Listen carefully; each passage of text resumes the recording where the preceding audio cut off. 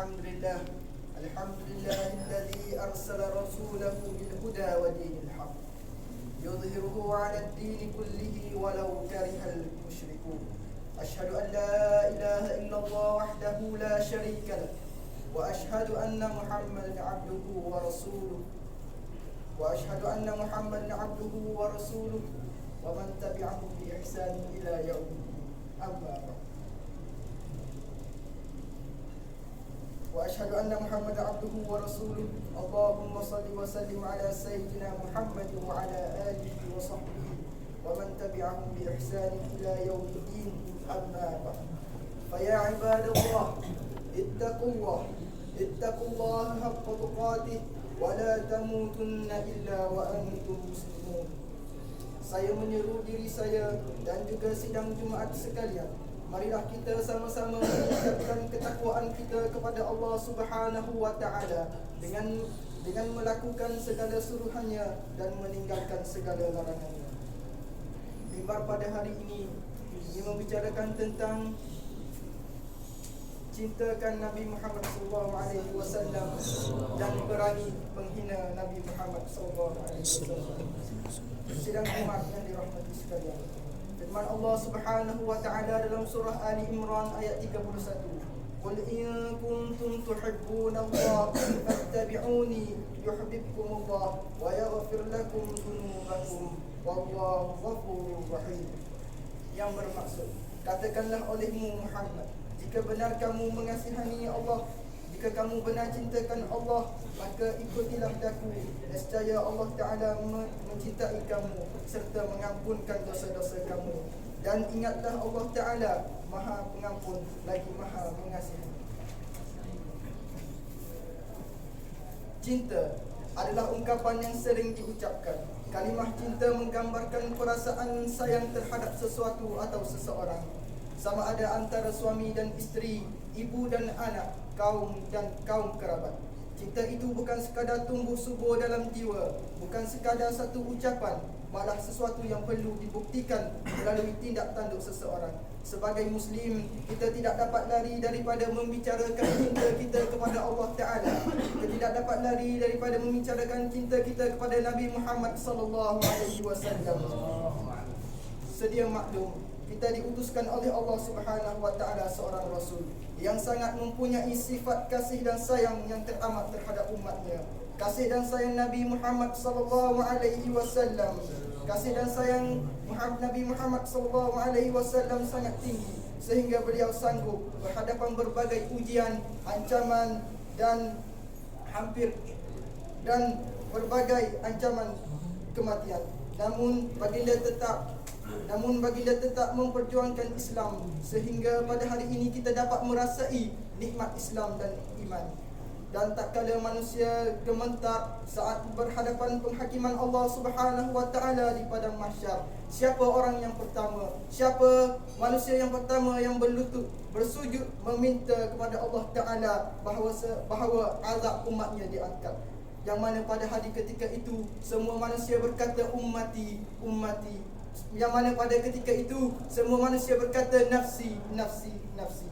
Sidang Jumaat yang dirahmati Allah, antara kewajipan kita sebagai orang Islam ialah menanamkan rasa cinta kepada Nabi Muhammad SAW. Perasaan ini perlu dipupuk dan disuburkan dalam jiwa kita serta ahli keluarga melebihi segalanya.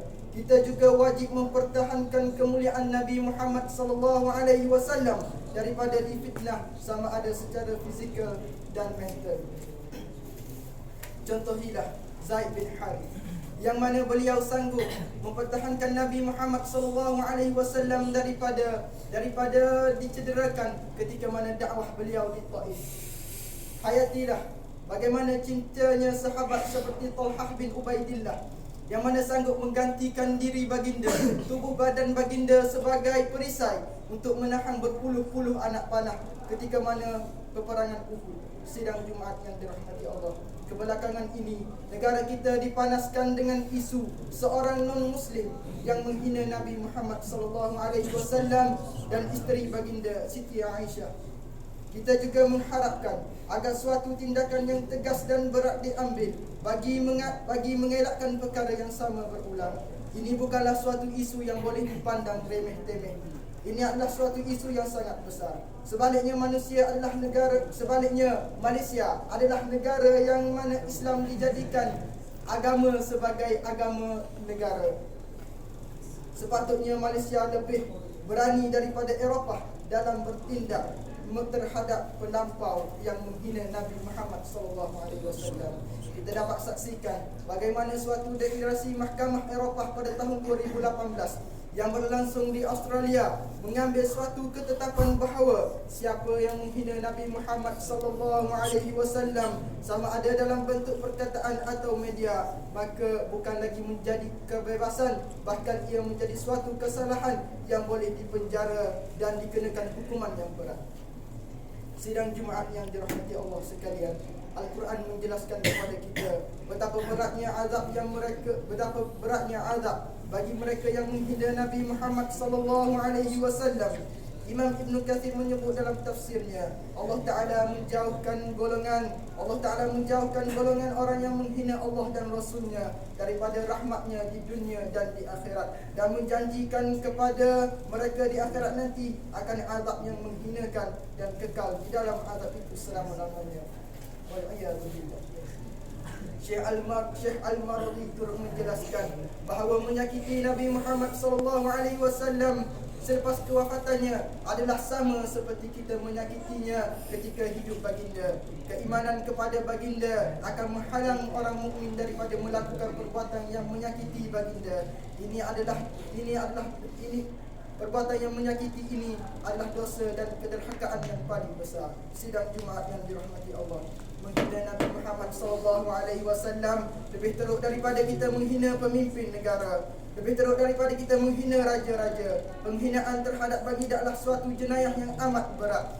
Umat Islam yang beriman pasti berasa sensitif apabila berlaku perkara yang sedemikian, dengan segera bangkit bertindak dengan sedaya upaya, hatta walaupun terpaksa mengorbankan nyawa. Hanya umat Islam yang lemah imannya sahaja yang memandang isu ini adalah remeh-temeh. Oleh itu, sayangilah Nabi, hayatilah sunnahnya, kasihi pencinta Nabi, dan perangilah penghina Nabi Muhammad SAW. Barakallahu li wa lakum fil Qur'anil azim, wa nafa'ani wa iyyakum bima fihi minal ayati wa dzikril hakim, wa taqabbalani wa minkum tilawatah, innahu huwas sami'ul alim. Aqulu qawli hadza wa astaghfirullahal azim li wa lakum ولسائر المؤمنين والمؤمنات فاستغفروه فيا فوز المستغفرين ويا نجاة التائبين.